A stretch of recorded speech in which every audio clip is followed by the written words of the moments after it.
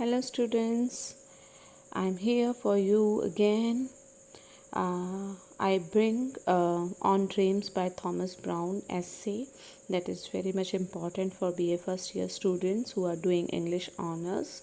So, here I'm explaining this essay very detailed, in a detailed manner. Okay so इस passage के अंदर जो on dreams ऐसे है उसमें हमें बताया जाता है कि जब भी आप सोते हो उससे पहले जैसी भी हमारी एक्टिविटीज़ होती हैं या हमारी थॉट्स होती हैं वही हमारे ड्रीम के कंटेंट को शेप देती हैं। अगर आप पॉजिटिव सोचोगे तो पॉजिटिव थॉट्स आएंगे, नेगेटिव सोचोगे तो नेगेटिव थॉट्स आएंगे। वहीं पर जो एरिस्टोटल हैं वो स्टेट करते हैं कि देखो हमारा एग्जिस्टेंस हमें कैसे पता चलेगा कि हमारा कोई अस्तित्व है। जब हमें कोई डिमोनिक ड्रीम्स आएंगे, जब हम उन्हें पहचान पाएंगे, जब हमें पता चलेगा कि हाँ हमें कुछ बुरे सपने दिखाई दिए हैं तो वहाँ पर हम उन्हें संभालने के लिए गार्जियन स्पिरिट्स भी हैं। ये सारी चीज़ें हमारे ड्रीम्स को, हमारे इंस्टिगेशंस को, हमारे रिलेशंस को, हिंट्स को प्रोवाइड करती हैं, हमें अंदर से भावनाएं देती हैं।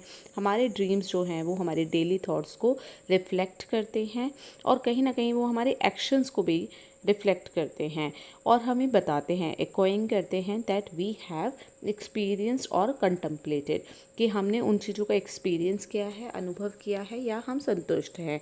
So it is not surprising if a person dreams about something they have consistently focused और engaged with during working hours. तो जब हम किसी चीज़ के बारे में सारा दिन सोचते रहते हैं तो अल्टीमेटली आपको सपने भी उसी चीज़ के आना शुरू हो जाते हैं। आप उन्हीं चीज़ों पर फोकस करने लगते हो, आपका माइंड में वही चीज़ें घूमती रहती हैं। तो ऑन ड्रीम्स में सिर्फ यही थियोरी बताई गई है कि अगर आप सोने से पहले अच्छे थॉट्स अपने मन में लाओगे तो आपको अच्छे डिवाइन ड्रीम्स आएंगे, और अगर आप अपने मन में नेगेटिव थॉट्स लाओगे तो आपको नेगेटिव ड्रीम्स आएंगे या फिर आपको डिमोनिक ड्रीम्स आएंगे जो हमारे एग्जिस्टेंस पर, हमारे अस्तित्व पर डाउट क्रिएट कर सकते हैं। So this is the first paragraph of for the summary. Now in the next one paragraph वो कहता है कि there is an art to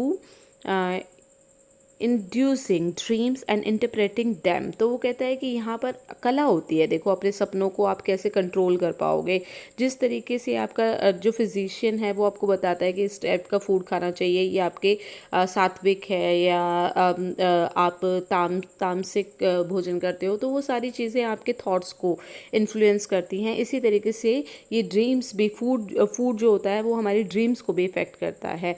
अब कुछ फूड ऐसे होते हैं जो रेस्टलेसनेस का कॉज होते हैं, जबकि कुछ ऐसे होते हैं जो कि हमें पीसफुल ड्रीम्स देते हैं।